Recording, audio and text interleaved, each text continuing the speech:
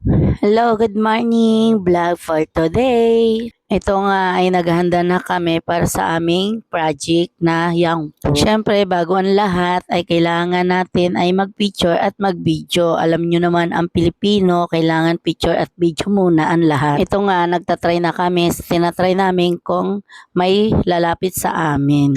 Bali ito nga ay nag-start na kami. Bali nagpe-pray na dito si Pastora. Tahimik ang lahat dito kasi nga kailangan na namin mag-start bago ang lahat. Siyempre, una muna natin ay mag-prayer para may basbas si Lord. Ito na nga, may na-stop na kami dito ng tricycle. Siyempre, nandun na yung masaya at nakakatuwa. Ito nga, yung isang babae dito, ayan, focus si vlog at saka si video.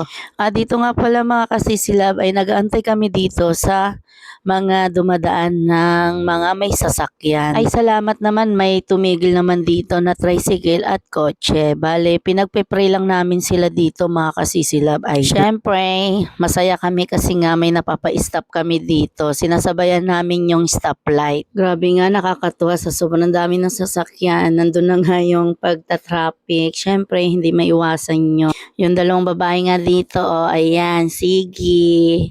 Free drinks po, free drinks. Siyempre, walang nag-stop. Bali, ang ginawa ko dito, pumunta na ako sa gitna. Aroy, charot. Yung akala mo walang mag-stop na sasakyan dito, pero kahit paano meron namang na-stop. Siyempre, kailangan nila ng drinks.